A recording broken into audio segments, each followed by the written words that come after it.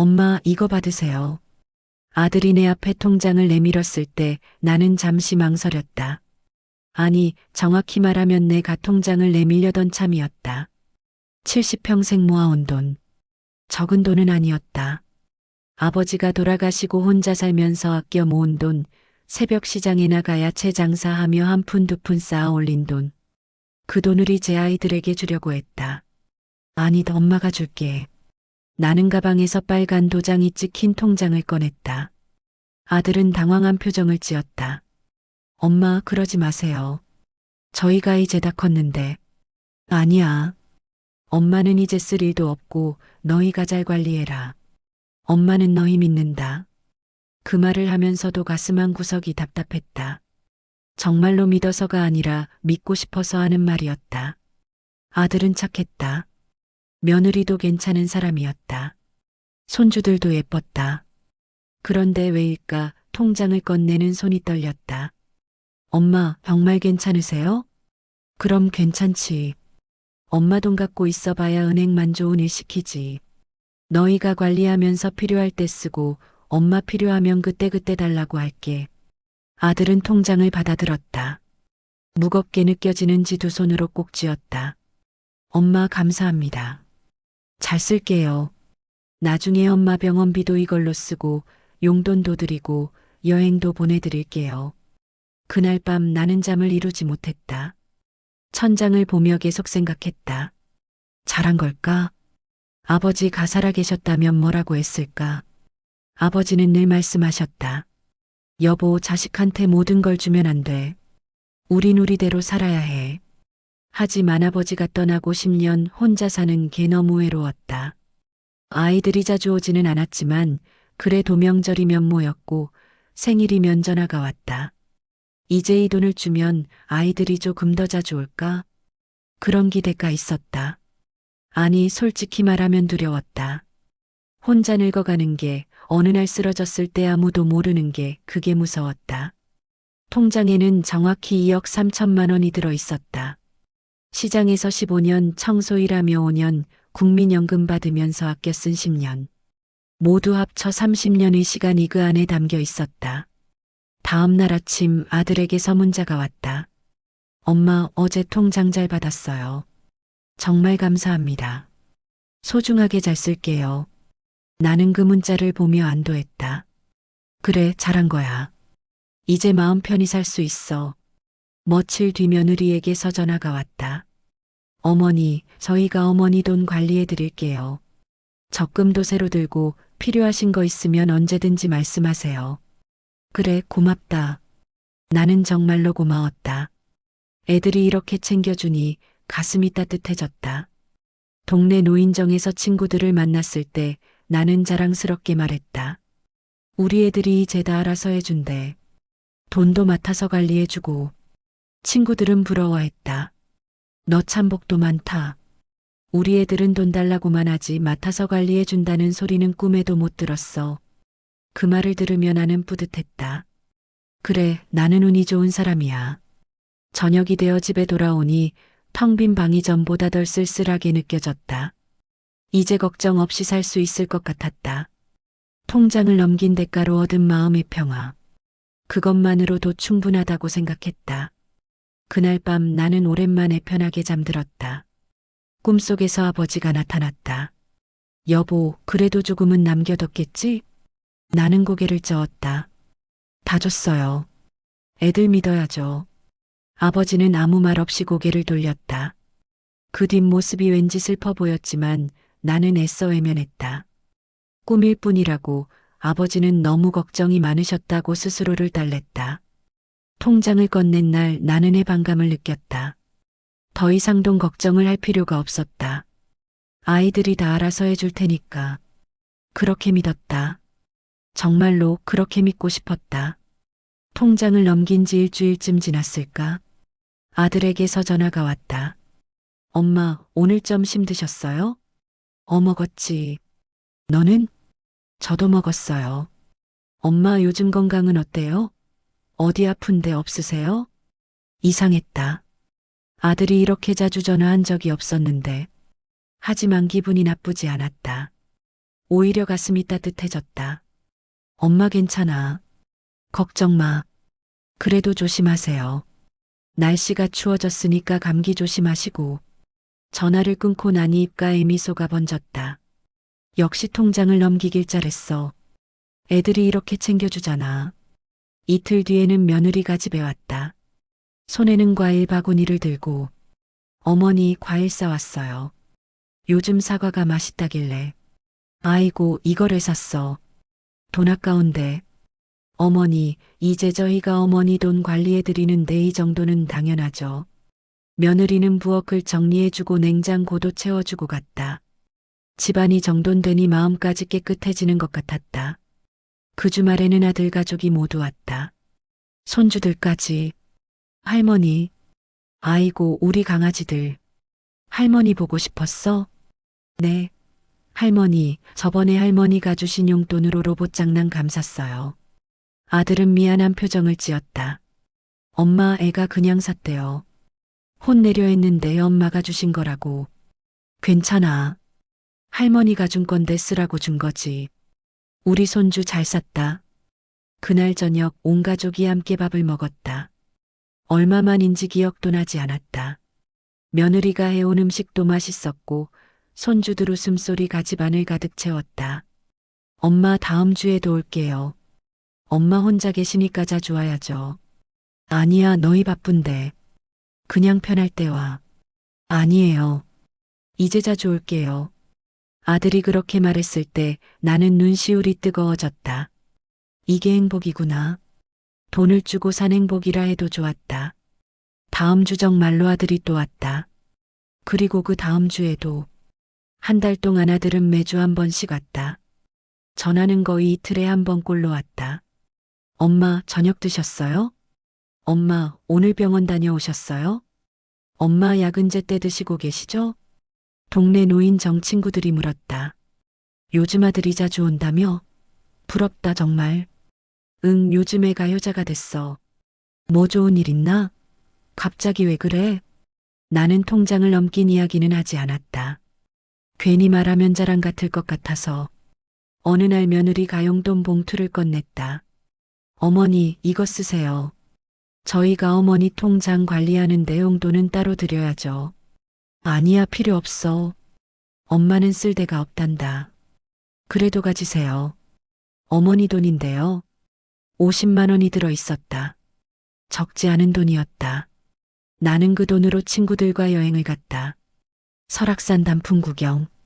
야, 너 진짜 복 받았다. 애들이 용돈까지 주고. 그러게. 나도 이렇게 살 줄 몰랐어. 그때는 정말로 그렇게 생각했다. 내 인생에서 가장 행복한 시기라고. 통장을 넘긴 게 최고의 선택이었다고. 2달째 아들은 여전히 잘해줬다. 전화도 오고 가끔 집에 들러 반찬도 챙겨주고 손주들도 데려왔다. 병원 갈 때도 차로 데려다 줬다. 엄마 제가 모시고 갈게요.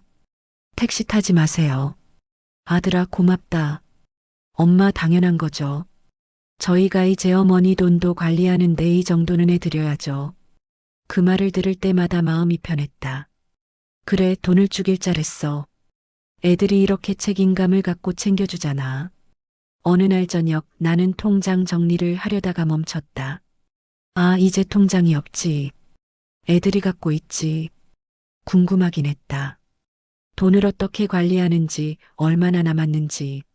하지만 묻지 않았다. 애들을 못 믿는 것 같아서. 대신 나는 만족했다. 이 정도면 충분했다. 아들이 전화, 며느리 이과일 바구니, 손주들이 웃음소리. 그것만으로도 2억 3천만 원의 가치가 있었다. 친구가 말했다. 야, 그래도 가끔은 확인해 봐야 되는 거 아니야? 괜찮아. 애들 믿는데 뭘. 그래도 돈은 돈이잖아. 나는 고개를 저었다. 돈보다 가족이지. 요즘 애들이 이렇게 잘해주는데 내가 의심하면 안 되지.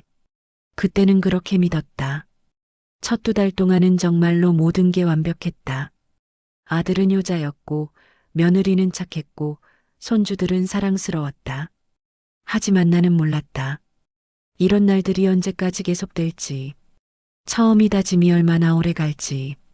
그리고 진짜 시험은 이제부터 시작이라는 것을. 그날 밤 나는 행복하게 잠들었다. 내 인생의 선택이 옳았다고 확신하면서 아직은 정말로 그렇게 믿고 있었다. 3달째 접어들면서 뭔가 달라지기 시작했다. 아들이 전화가 이틀에 한 번에서 사흘에 한 번으로 줄었다.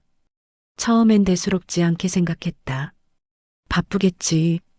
직장 생활하는데 매일 전화할 수는 없지. 여보세요, 아들아. 아, 엄마. 지금 회의 중이라서 나중에 다시 걸게요. 응, 그래. 바쁜데 미안하다. 전화는 끊겼다. 나중에 다시 온 전화는 없었다. 다음 날 문자를 보냈다. 아들아, 오늘 저녁 뭐 먹었니? 문자는 읽은 표시가 떴다. 하지만 답장은 오지 않았다. 1시간을 기다렸다. 2시간을 기다렸다. 저녁 8시가 넘어서야 답장이 왔다. 네, 잘 먹었어요. 딱 그 한 줄. 예전 같으면 엄마는요? 오늘 뭐 드셨어요? 라고 물어봤을 텐데. 며느리에게도 전화를 걸어봤다. 여보세요, 며느리야. 요즘 아들이 많이 바쁜가 봐. 아, 어머니. 네, 요즘 회사 일이 많대요. 제가 대신 전화 드릴게요. 그래, 고맙다. 하지만 며느리의 전화도 오지 않았다. 주말이 됐다. 지난달까지는 매주 왔었는데 토요일 오전에 문자를 보냈다. 아들아, 이번 주말에 올 거니? 답장은 2시간 뒤에 왔다. 엄마, 이번 주는 힘들 것 같아요. 애들 학원도 있고 집안일도 밀려서요. 그래, 알았다. 다음 주에는 올 수 있니? 다음 주도 좀 봐야 할 것 같아요. 제가 연락드릴게요. 나는 실망했지만 이해하려고 했다. 그래, 바쁘겠지. 요즘 애들 키우기도 힘들고 직장 생활도 빡빡하다잖아. 하지만 다음 주도 그 다음 주도 아들은 오지 않았다. 엄마, 죄송해요. 요즘 정말 바빠서. 같은 말이 반복됐다. 1달이 지났다. 아들을 본 지 1달. 전화는 일주일에 한 번 정도로 줄었고 그마저도 통화 시간은 길어야 5분이었다. 엄마 건강하시죠? 저 진짜 바빠서 나중에 다시 전화 드릴게요. 나중은 오지 않았다. 어느 날 병원에 갈 일이 있었다. 정기검진 날. 예전 같으면 아들이 차로 데려다 줬을 텐데 나는 혼자 버스를 타고 병원에 갔다. 검사 결과를 기다리며 아들에게 문자를 보냈다. 아들아, 오늘 병원 왔다. 결과는 다음 주에 나온대. 읽은 표시는 금방 떴다. 하지만 답장은 없었다. 저녁이 되어서야 답장이 왔다. 아, 네. 괜찮으시겠죠? 그뿐이었다. 어디가 불편한지, 뭐 검사했는지 같이 가줄까 하는 말은 없었다. 노인정에서 친구를 만났다.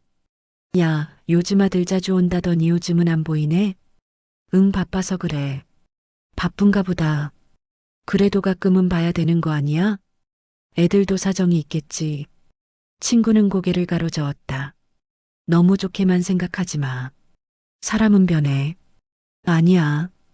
우리 아들은 안 그래. 하지만 집에 돌아오는 길 발걸음이 무겁게 느껴졌다. 저녁에 또 문자를 보냈다. 아들아, 이번 주는 시간 되니? 엄마가 미역국 끓여 놓을게. 다음 날 아침에 답장이 왔다. 엄마, 이번 주는 어려울 것 같아요.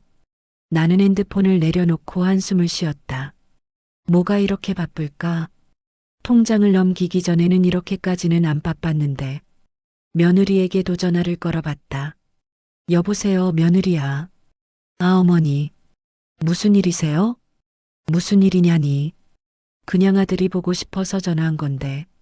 아니, 별일은 없고 요즘 아들이 너무 바빠 보여서. 네, 요즘 회사에서 프로젝트가 있어서 그래요. 조금만 기다려주세요. 조금이 얼마나 되는 건지 몰랐다. 저녁 혼자 먹으면서 텔레비전을 켰다. 드라마에서는 가족들이 모여 밥을 먹고 있었다.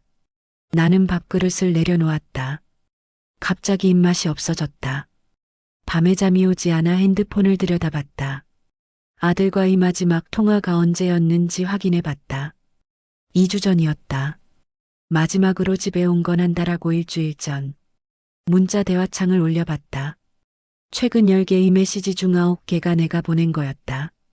아들이 답장은 간단했다. 네, 알겠습니다. 나중에 연락드릴게요. 나는 핸드폰을 덮었다. 바쁜가 보다. 그렇게 스스로를 달랬다. 하지만 가슴 한 구석이 답답했다. 다음 날 아침 친구가 전화했다. 야, 오늘 점심 같이 먹을래? 그래, 좋아. 식당에서 친구가 물었다. 요즘 표정이 안 좋던데 무슨 일 있어? 아니, 없어. 아들한테 무슨 일 있는 거 아니야? 나는 고개를 저었다. 바쁘대. 바쁘다는 게 핑계일 때가 많아. 조심해. 무슨 소리야. 우리 아들은 안 그래. 하지만 그 말을 하면서도 확신이 없었다. 정말로 바쁜 걸까? 아니면 다른 이유가 있는 걸까? 집에 돌아와 또 문자를 보냈다. 아들아, 엄마가 보고 싶구나. 이번엔 읽음 표시도 뜨지 않았다. 그날은 유독 추웠다. 새벽부터 가슴이 답답하고 어지러웠다. 일어나려고 하는데 다리에 힘이 없었다. 이상하네. 물 한 잔 마시고 나아지겠지 싶었는데 점점 더 심해졌다. 식은 땀이 났다. 손이 떨렸다. 핸드폰을 집어들었다. 아들에게 전화를 걸었다. 신호음이 길게 울렸다. 고객님의 전화를 받을 수 없습니다. 며느리에게 걸었다. 역시 받지 않았다. 문자를 보냈다. 아들아, 엄마 몸이 안 좋아. 병원 가야 할 것 같아. 답장은 오지 않았다.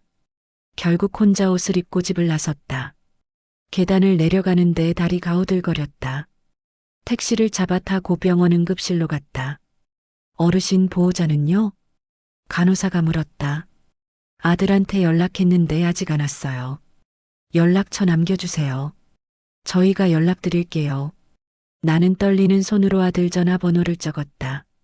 침대에 누워린 거를 맞으면서 천장을 봤다. 옆 침대에는 할아버지 한 분이 누워 계셨고 보호자로 보이는 젊은 여자 가손을 잡고 있었다. 아버지 괜찮으세요? 제가 여기 있어요. 부러웠다. 1시간이 지났다. 아들은 오지 않았다. 핸드폰을 확인했다. 문자는 읽음 표시가 떴다. 하지만 전화도 문자도 없었다. 의사 선생님이 왔다. 보호자분은 안 오셨어요? 네, 바쁜가 봐요. 검사 결과 나왔는데 설명드려야 하는데요. 보호자분께 전화해 보시겠어요? 나는 다시 전화를 걸었다. 이번엔 받았다. 엄마, 지금 회의 중이에요. 아들아, 엄마 지금 응급실이야. 의사 선생님이 너한테 설명하고 싶대. 응급실이요? 무슨 일이에요? 가슴이 답답하고 어지러워서 왔어. 심각한 거예요? 그건 의사 선생님이 너한테 설명하시려고. 엄마, 저 지금 회의 중이라서 못 가요. 며느리 보낼게요. 그래, 알았어. 전화가 끊겼다. 의사 선생님이 미안한 표정으로 말했다. 일단 어르신께 먼저 설명드릴게요. 혈압이 많이 높으셨고 부정맥도 있으세요. 스트레스 관리하셔야 하고 약 처방해 드릴게요. 입원은 안 하셔도 되는데 일주일 뒤에 다시 오셔야 해요. 네, 알겠습니다. 보호자분이 오시면 자세히 설명드릴게요. 2시간을 기다렸다. 며느리는 오지 않았다. 다시 전화를 걸었다. 여보세요, 며느리야. 아, 어머니. 죄송해요. 애가 학원 가는 시간이라서 제가 데려다 주고 가야 해서요. 괜찮으세요? 응, 괜찮아. 그냥 궁금해서. 다행이다. 그럼 나중에 전화 드릴게요. 전화가 끊겼다. 나는 천천히 일어나 앉았다. 간호사가 물었다. 보호자분 안 오세요? 네, 바빠서요. 어르신 혼자 가시면 안 돼요. 택시라도 같이 타드릴까요? 괜찮습니다. 혼자 갈 수 있어요. 수납을 마치고 병원을 나왔다. 해가 지고 있었다. 아침에 왔는데 벌써 저녁이었다. 집에 돌아와 침대에 누웠다. 핸드폰을 켰다. 아들에게서 문자가 와 있었다. 엄마, 많이 아프셨어요? 병원에서 뭐래요? 지금 문자를 보내놔. 나는 답장을 쓰다가 지웠다. 다시 쓰다가 또 지웠다. 결국 이렇게 보냈다. 괜찮아. 혈압약 받아왔어. 답장은 빨리 왔다. 다행이다. 푹 쉬세요. 그뿐이었다. 저녁을 먹지 못했다. 입맛이 없었다. 그냥 물 한 잔 마시고 약을 먹었다. 친구에게서 전화가 왔다. 야, 오늘 점심 약속했던데 무슨 일 있어? 응, 병원 갔다 왔어. 뭐? 혼자? 아들은? 바빠서 못 샀어. 미쳤나? 엄마가 응급실 갔는데? 괜찮아. 별일 아니었어. 별일이 아니고 말고가 아니라 그게 말이 되냐? 통장까지 받아갔으면서 친구의 목소리가 커졌다. 아니야, 애들도 사정이 있어. 사정? 무슨 사정이 엄마 응급실 간 것보다 중요해? 나는 대답할 수 없었다. 전화를 끊고 보호자 칸에 혼자 이름을 쓰던 순간이 떠올랐다. 옆에서 딸이 아버지 손잡던 모습이 떠올랐다. 그때부터였다. 뭔가 이상하다고 느낀 게. 통장을 넘기고 처음 두 달은 좋았다. 아들도 자주 오고 전화도 많이 하고. 하지만 3달째부터 연락이 줄더니 이제는 응급실에 누웠는데도 오지 않았다. 혹시 내가 너무 예민한 걸까? 아들이 정말로 바쁜 걸 수도 있지. 그렇게 생각하려 했지만 가슴 한 구석이 무너지는 느낌이었다. 밤이 깊어졌다. 잠이 오지 않아 일어나 앉았다. 통장을 넘긴 날이 떠올랐다. 엄마 감사합니다. 잘 쓸게요. 병원비도 이걸로 쓰고. 그때 아들이 한 말. 병원비도 이걸로 쓴다고 했는데 정작 병원에는 오지 않았다. 나는 조용히 한숨을 쉬었다. 처음으로 의심이 들었다. 혹시 통장 때문에 잘해준 걸까? 돈을 받았으니 쟤 하나도 되는 걸까? 아니야, 그럴 리 없어. 우리 아들은 안 그래. 하지만 그 확신은 예전 같지 않았다. 병원 보호자 칸. 그 비어 있던 그 자리가 계속 눈에 밟혔다. 병원에서 돌아온 지 일주일이 지났다. 아들은 한 번도 오지 않았다. 전화는 딱 한 통 왔다. 엄마 요즘 어때요? 응, 괜찮아. 그럼 됐네요. 저 바빠서 끊을게요. 통화 시간 2분도 안 됐다. 그날 밤 나는 잠을 이루지 못하고 뒤척였다. 계속 신경 쓰이는 게 있었다. 통장. 내 돈이 지금 얼마나 남아있을까? 아들이 잘 관리하고 있을까? 아니, 왜 이런 생각을 하지? 아들을 믿어야 하는데. 하지만 병원 보호자 칸에 혼자 이름을 쓰던 순간이 자꾸 떠올랐다. 다음 날 아침 일찍 은행에 갔다. 창구 직원에게 말했다. 저 통장 조회 좀 하고 싶은데요. 신분증이랑 도장 가져오셨어요? 네, 여기 있어요. 직원이 컴퓨터를 두드렸다. 고객님, 이 통장 명의가 고객님 맞으시죠? 네, 제 통장이에요. 그런데 최근 거래 내역이 많으시네요. 조회해 드릴게요. 프린터기에서 영수증이 나왔다. 나는 떨리는 손으로 그걸 받아들었다. 첫 줄을 보는 순간 숨이 멎었다. 잔액 2,300만 원. 2억 3천만 원이 있었는데 2,300만 원만 남았다. 이게 맞아요? 네, 맞습니다. 최근 3개월 동안 출금이 많으셨네요. 나는 거래 내역을 천천히 훑어봤다. 6월 15일 2천만 원 출금. 6월 23일 3천만 원 출금. 7월 5일 1,500만 원 출금. 7월 18일 2천만 원 출금. 7월 25일 3천만 원 출금. 계속 이어졌다. 크고 작은 출금들. 어디에 쓴 거지? 직원이 조심스럽게 물었다. 고객님, 혹시 본인이 출금하신 거 아니세요?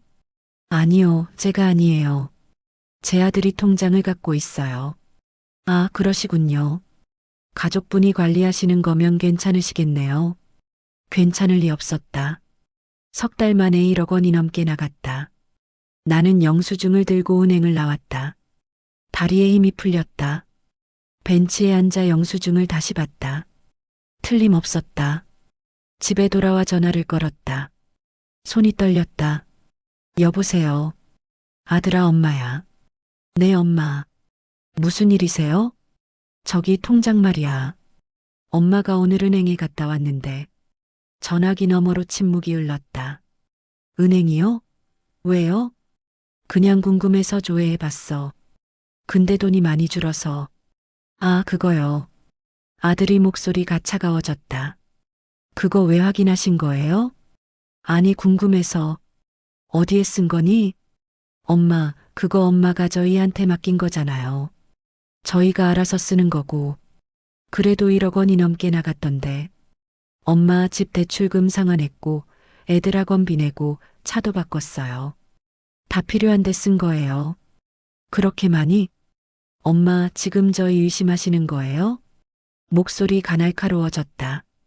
아니야, 그게 아니라. 그럼 왜 이러세요? 엄마가 믿는다고 하셔서 받은 건데 이제 와서 따지시면 어떡해요? 따지는 게 아니라 엄마가 그냥 궁금해서. 엄마 저 바빠요. 나중에 얘기해요. 전화가 끊겼다. 나는 멍하니 앉아 있었다. 손에 든 영수증이 흐릿하게 보였다. 저녁에 며느리에게서 전화가 왔다. 어머니, 아까 남편한테 전화하셨죠? 응, 그래.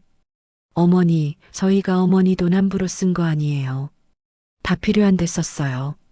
그래도 1억 원 넘게 나간 게 대출이자가 많았어요.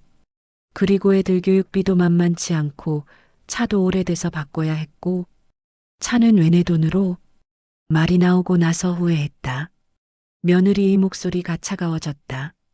어머니, 그럼 저희가 어떻게 해요? 어머니가 저희한테 맡기셨잖아요. 이제 와서 이러시면 저희가 도둑된 것 같잖아요. 아니야, 그런 뜻이 아니라.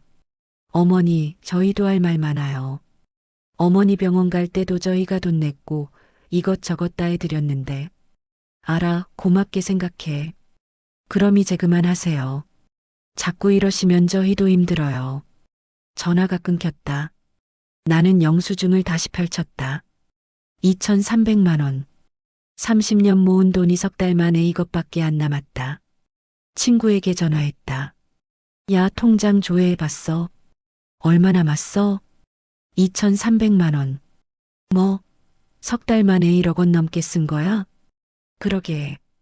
뭐에 쓴대? 대출 상환, 차, 학원비. 미쳤나? 그게 3달 만에 1억 원 넘게 드는 일이야? 야, 이거 아니다. 당장 가서 확인해봐. 물어봤는데 화내. 화를 내? 도둑이 매를 든다더니. 나는 대답하지 못했다. 밤에 혼자 앉아 생각했다. 아들 말이 맞는 걸까? 정말로 필요한데 쓴 걸까? 하지만 3달 만에 1억 원. 아무리 계산해봐도 이해가 안 됐다. 그리고 무엇보다 화가 났던 건 물어보는 걸 마치 잘못인 것처럼 대하는 태도였다. 내 돈인데 물어보는 게 왜 잘못이지. 영수증을 서랍에 넣으며 중얼거렸다. 물어보지 말 걸 그랬나? 하지만 이미 늦었다. 알아버렸다.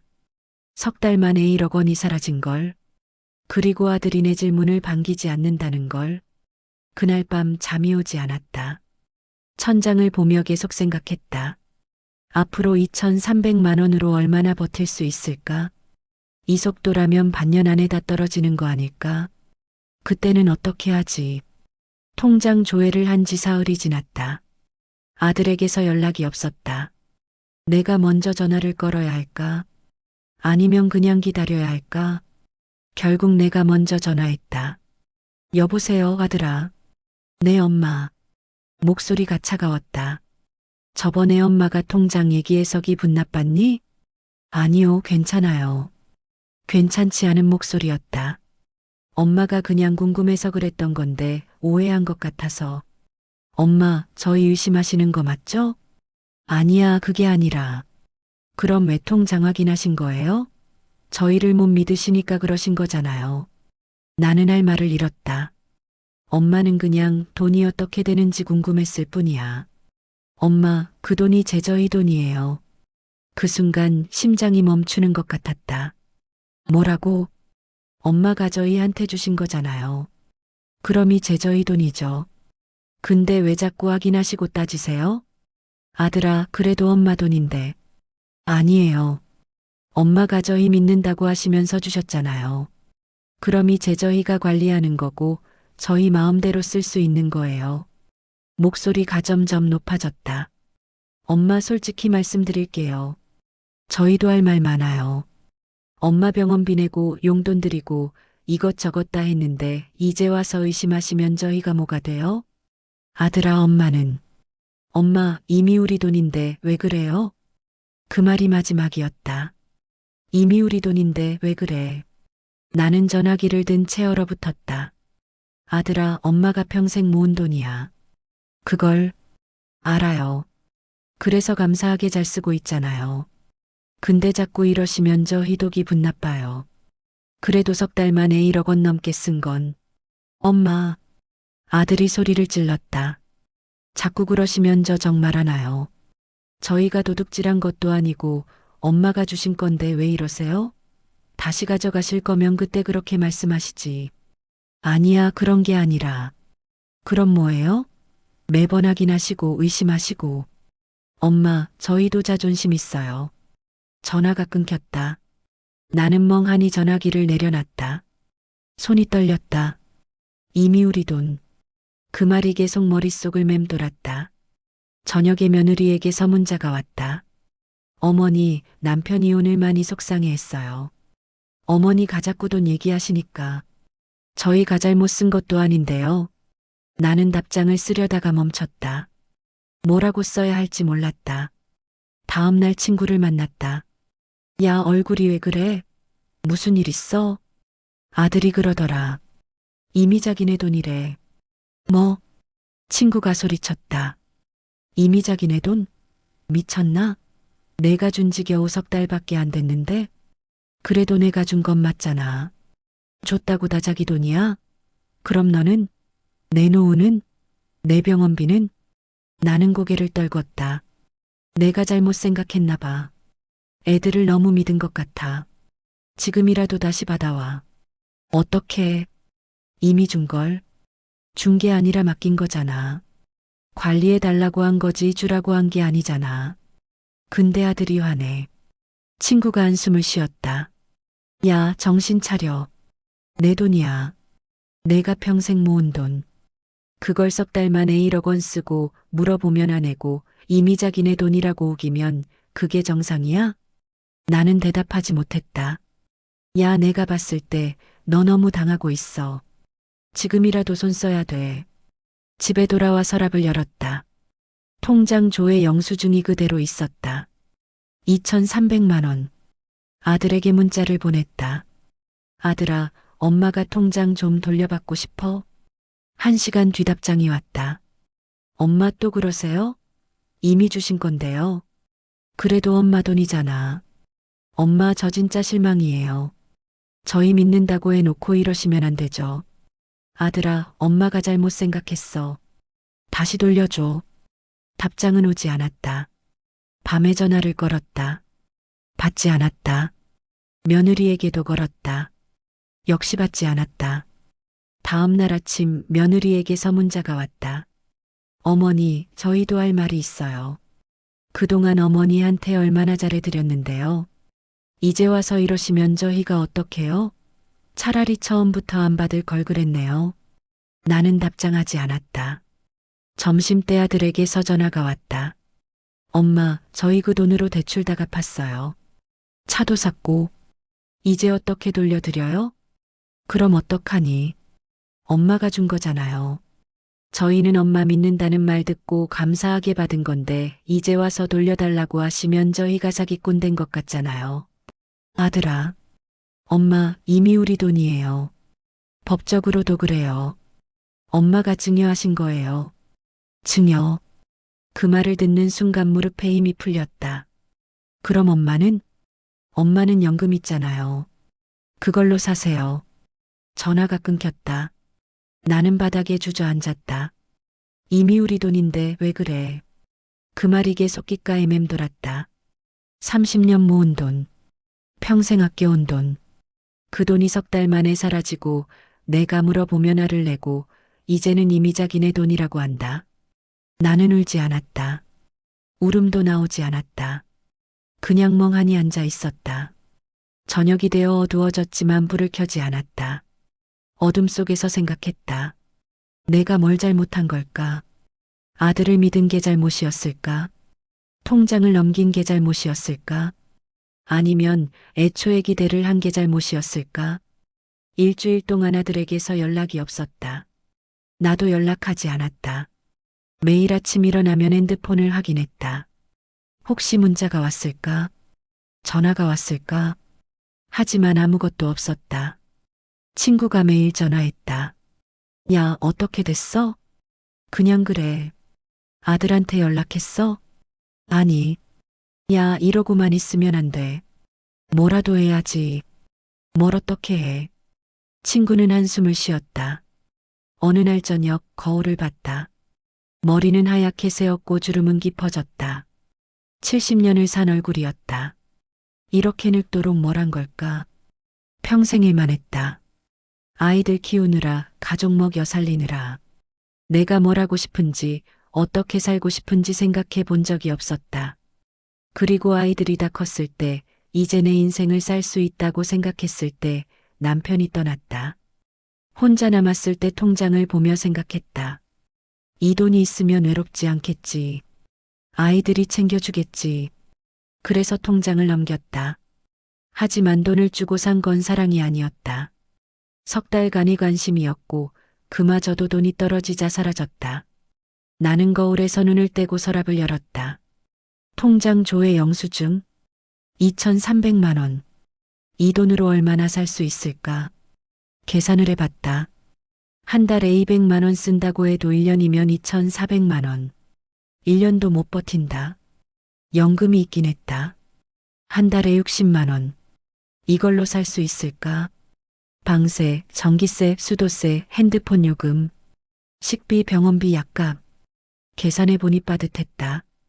그날 밤 나는 결심했다. 더 이상 따지지 않기로. 아들에게 전화해서 돈 돌려달라고 졸라도 소용없다는 걸 알았다. 이미 쓴 돈은 돌아오지 않는다. 그리고 설령 돌려받는다 해도 그렇게 받은 돈으로 뭘 할 수 있을까? 아들과 이 관계는 이미 금이 갔다. 대신 내가 할 수 있는 걸 하기로 했다. 다음 날 아침 나는 집안 정리를 시작했다. 오래된 옷들, 안 쓰는 그릇들, 먼지 쌓인 물건들. 하나씩 꺼내서 정리했다. 이건 왜 샀지? 이건 언제 산 거지? 물건마다 추억이 있었다. 아이들 어렸을 때 입히던 옷, 남편이 사준 그릇, 친구가 준 선물. 버리면서 마음도 조금씩 비워졌다. 점심때 친구가 왔다. 야, 뭐해? 정리하고 있어. 갑자기 왜? 그냥 할 게 없어서. 친구는 내 얼굴을 빤히 쳐다봤다. 너 포기한 거야? 응. 야, 그러지 마. 아직 방법이 있을 거야. 나는 고개를 저었다. 없어. 이미 쓴 돈이고 아들은 안 줄 거야. 그리고 나도 이제 지쳤어. 그럼 어떻게 살려고? 연금이랑 남은 돈으로 최대한 아껴 살지 뭐. 친구가 한숨을 쉬었다. 너무 속상하다. 내가 이렇게 당하는 걸 보는 게. 나도 속상해. 근데 어쩌겠어. 이미 벌어진 일인데. 친구가 돌아간 뒤 나는 계속 정리했다. 저녁 때 큰 짐 2개가 나왔다. 내일 동사무소에 기증하기로 했다. 밤에 서랍을 정리하다가 오래된 서류들을 발견했다. 보험 증서. 까맣게 잊고 있었다. 15년 전에 든 보험. 만기가 내년이었다. 금액을 확인했다. 5천만 원. 이게 있었네. 아들에게 얘기 안 한 보험. 남편이 돌아가시고 혼자 들었던 거라 아들은 모른다. 그리고 또 다른 서류. 적금 통장. 이것도 까먹고 있었다. 친구 앞으로 만들어둔 적금. 친구 명의지만 내 돈. 300만 원. 이것도 있었구나. 계산해봤다. 통장에 2,300만 원, 보험 5천만 원, 적금 300만 원. 합이 8천만 원이 조금 넘었다. 이 정도면 버틸 수 있어. 처음으로 마음이 조금 편해졌다. 아들에게 알리지 말아야겠다고 생각했다. 말하면 또 달라고 할 게 뻔했다. 다음 날부터 나는 하나씩 준비하기 시작했다. 병원을 옮겼다. 더 저렴한 곳으로.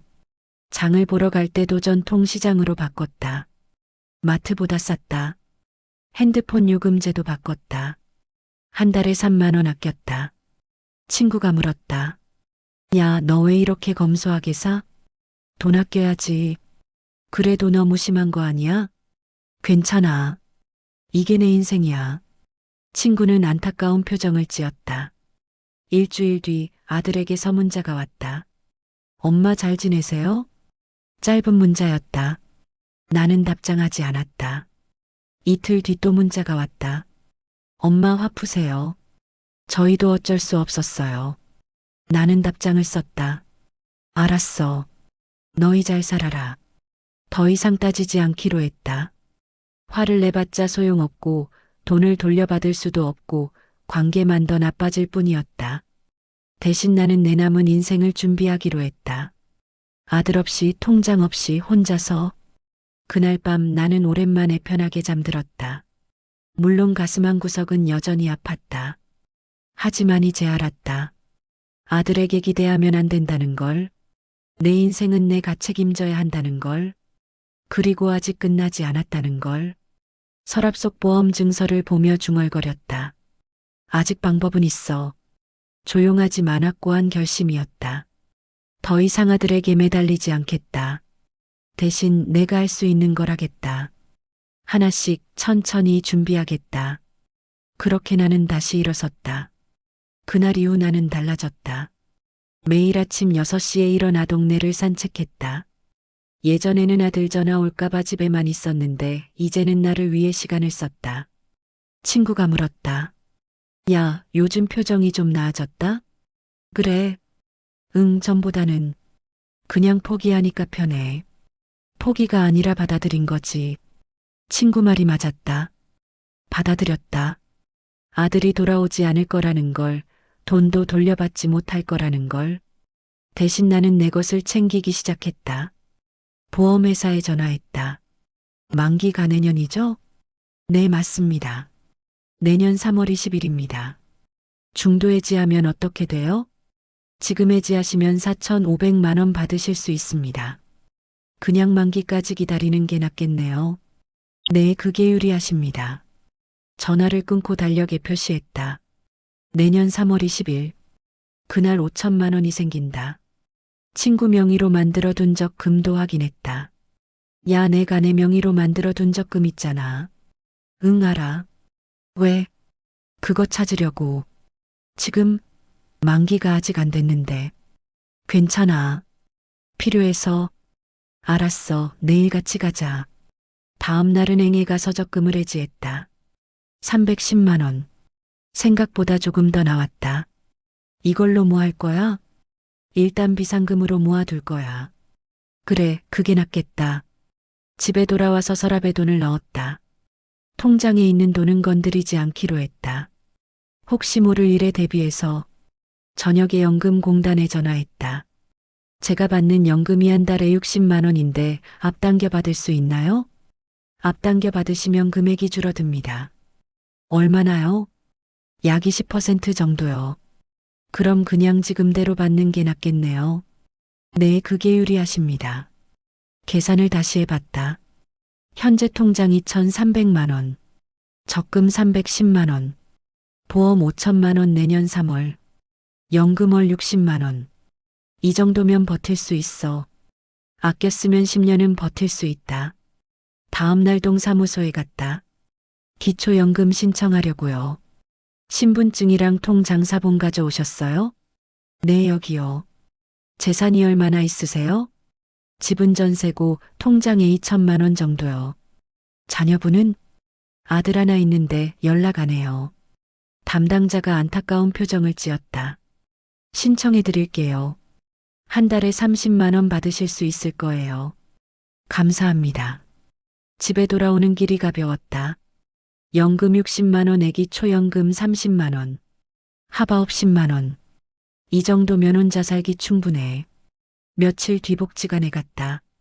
어르신 처음 오셨어요? 네. 여기서 무료 급식도 하고 프로그램도 많아요. 등록하실래요? 네, 하고 싶어요. 서류를 작성하며 주변을 둘러봤다. 나이 드신 분들이 모여서 이야기하고 웃고 식사하고 있었다. 혼자가 아니구나. 점심 때 무료 급식을 먹었다.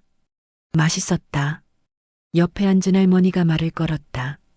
처음 보는 얼굴인데 오늘 처음 오셨어요? 네. 나도 여기 온 지 3년 됐어요. 여기 오니까 외롭지 않더라고요. 자녀분은 안 계세요? 있긴 한데 바빠서 잘 못 봐요. 뭐 그러려니 해요.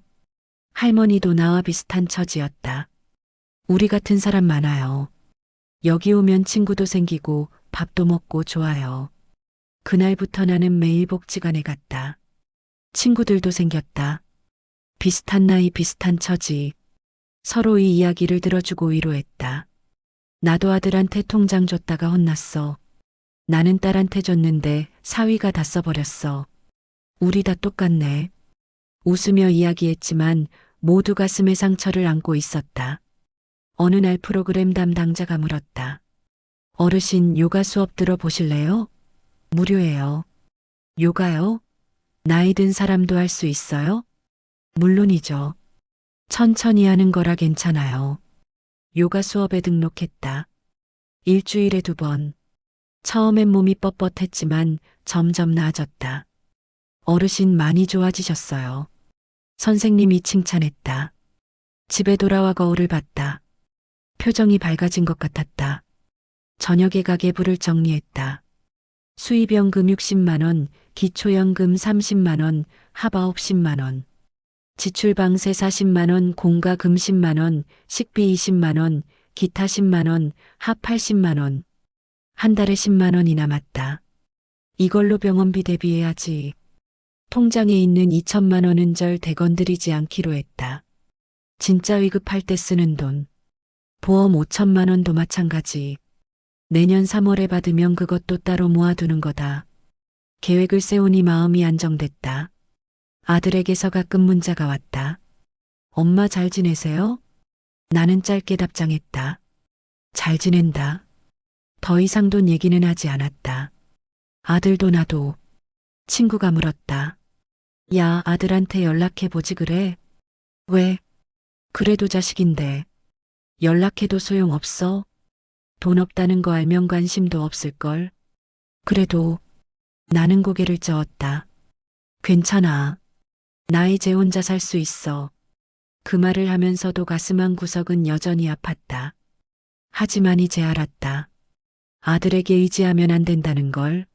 내가 준비해둔 것들로 살아야 한다는 걸. 그날 밤 서랍을 정리하며 중얼거렸다. 연금, 보험, 적금. 아직 방법은 있어. 아들이 모르는 나만의 준비. 숨겨둔 선택들. 그것들이 나를 지켜줄 거였다. 더 이상 아들이 자비액이 될 필요 없었다. 나는 나대로 살아갈 수 있었다. 그렇게 나는 천천히 하지만 확실하게 내 인생을 다시 세워가고 있었다. 가을이 깊어졌다. 통장을 넘긴 지 6달이 지났다. 아들에게서는 한 달에 한 번 정도 문자가 왔다. 엄마 잘 지내시죠? 나는 늘 똑같이 답했다. 응, 잘 지낸다. 그뿐이었다. 전화는 없었고 집에 오지도 않았다. 하지만 이상하게도 나는 외롭지 않았다. 매일 아침 6시에 일어나 산책을 했다. 단풍이 든 길을 걸으며 생각했다. 이렇게 사는 것도 나쁘지 않네. 복지관 친구들과 점심을 먹고 오후에는 요가 수업을 듣고 저녁에는 도서관에 가서 책을 읽었다. 어르신 요즘 표정이 정말 밝으셨어요. 도서관 사서가 말했다. 그래요? 네, 처음 오셨을 때는 많이 우울해 보이셨는데. 그랬나요? 지금은 완전 달라지셨어요. 집에 돌아와 거울을 봤다. 정말로 표정이 달라진 것 같았다. 어느 날 복지관에서 건강검진이 있었다. 어르신 혈압 정상이시네요. 혈당도 괜찮으시고.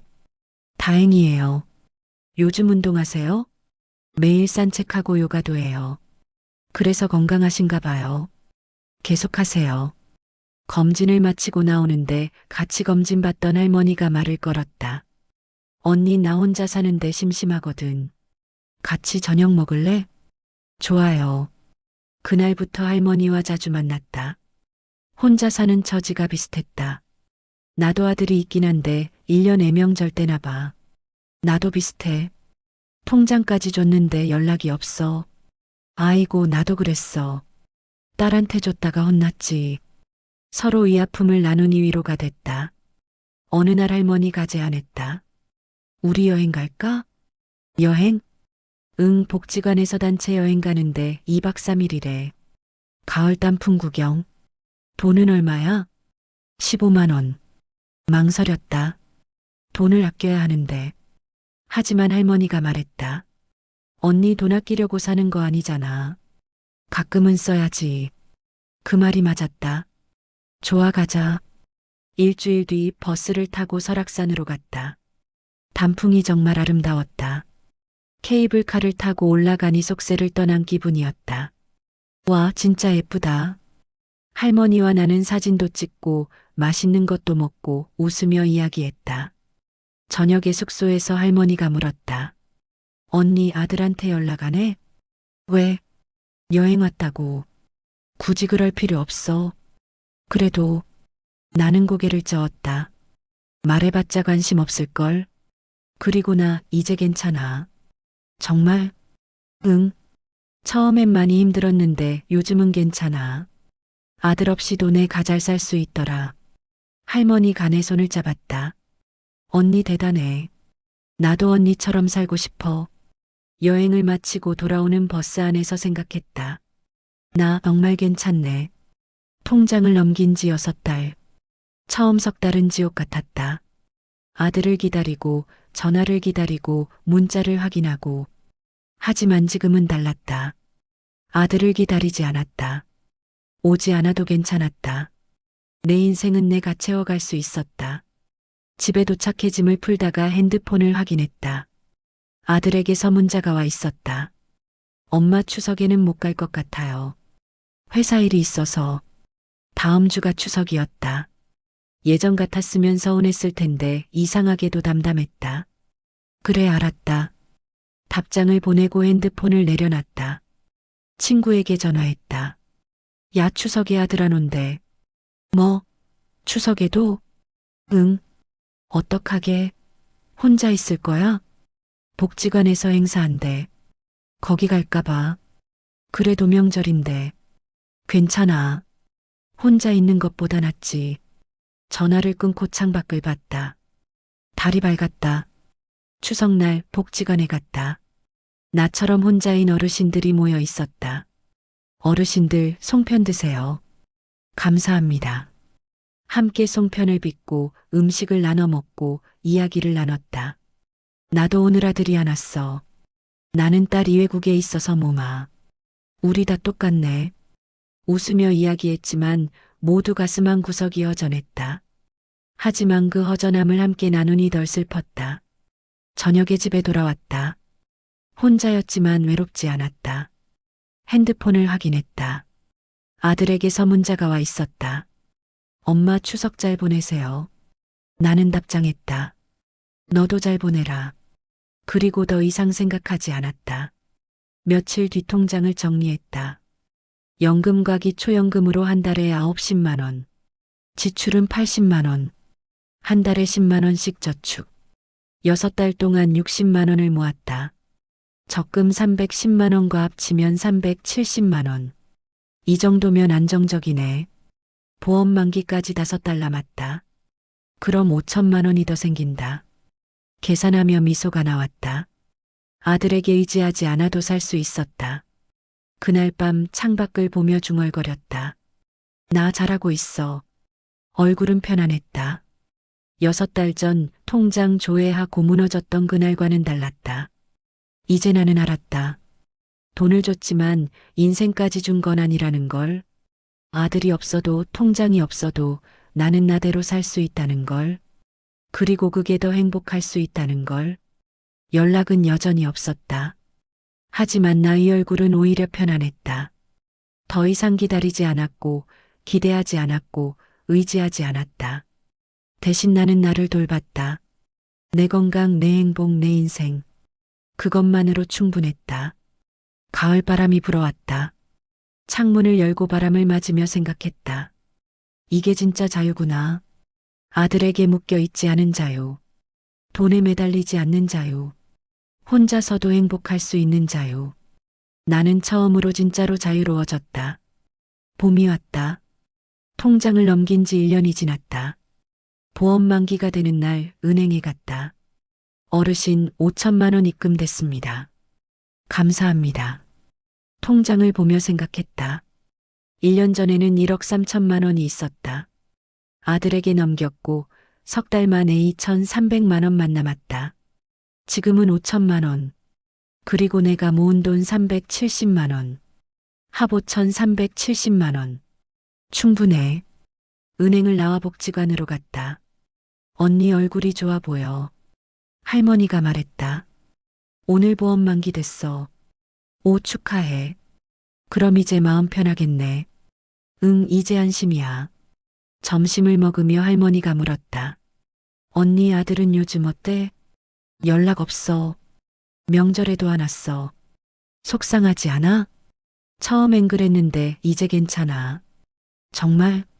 나는 고개를 끄덕였다. 돈은 다 줬지만 인생까지 준 건 아니더라. 할머니가 눈을 크게 떴다. 그 말 좋다. 돈은 다 줬지만 인생까지 준 건 아니다. 내가 깨달은 거야. 1년 동안. 할머니 간에 손을 잡았다. 언니 대단해. 나도 그렇게 생각하려고 노력 중이야. 저녁에 집에 돌아와 일기를 썼다. 1년 전부터 쓰기 시작한 일기. 오늘 보험금을 받았다. 1년 전에는 1억 3천만 원이 있었고 지금은 5,300만 원이 있다. 돈은 줄었지만 나는 성장했다. 아들에게 의지하지 않고 혼자서도 살 수 있다는 것을 배웠다. 일기를 덮고 차 한 잔을 마셨다. 창밖으로 벚꽃이 보였다. 1년 전 이맘때 나는 통장을 넘겼다. 너희 믿는다. 그 말과 함께. 하지만 믿음은 오래가지 않았다. 석 달 만에 1억 원이 사라졌고 아들은 화를 냈고 연락은 끊겼다. 그때는 세상이 무너지는 것 같았다. 하지만 지금은 달랐다. 나는 다시 일어섰다. 숨겨둔 보험, 적금, 연금. 그리고 무엇보다 내 의지. 그것들로 나는 살아냈다. 다음 날 아들에게서 1년 만에 전화가 왔다. 엄마. 응. 요즘 어떻게 지내세요? 잘 지내. 저 죄송해요. 그동안 연락 못해서. 침묵이 흘렀다. 엄마, 저희도 사정이 어려웠어요. 대출도 갚아야 했고 애들 학원비도 만만치 않고. 알아. 그래도 엄마한테 잘못한 것 같아요. 나는 한숨을 쉬었다. 아들아, 엄마는 이제 괜찮아. 정말요? 응. 너희 잘 살면 됐어.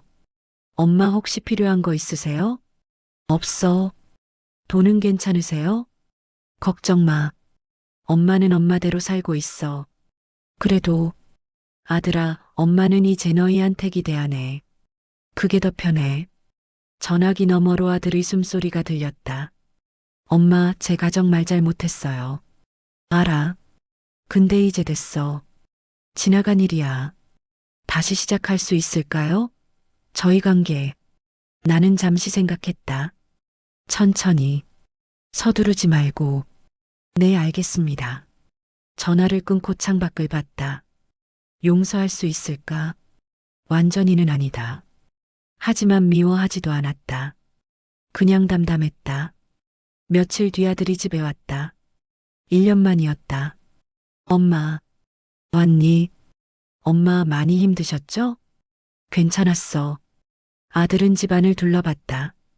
엄마, 여기 왜 이렇게 검소하게 사세요? 이게 편해. 돈은 있으세요? 있어. 걱정 마. 거짓말은 아니었다. 5천만 원이 있었다. 엄마, 제가 용돈 드릴게요. 아들이 봉투를 꺼냈다. 50만 원. 괜찮아. 가져가. 아니에요, 받으세요. 아들아, 엄마는 이제 내 돈 필요 없어. 아들이 놀란 표정을 지었다. 엄마, 엄마는 엄마대로 살아.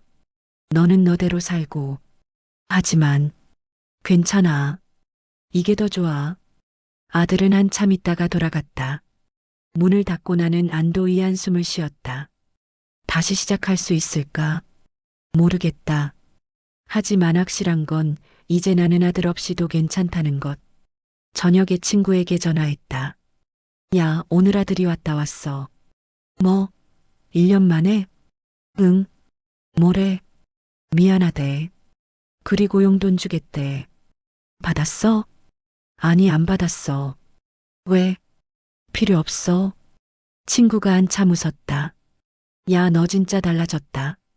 그치? 1년 전 생각나? 엉엉 울던 거. 그랬지. 근데 지금은 웃고 있잖아. 맞았다. 나는 웃고 있었다. 그날 밤 일기를 썼다. 오늘 아들이 왔다. 1년 만에 미안하다고 했다. 나는 용서했을까? 잘 모르겠다. 하지만 이제는 괜찮다.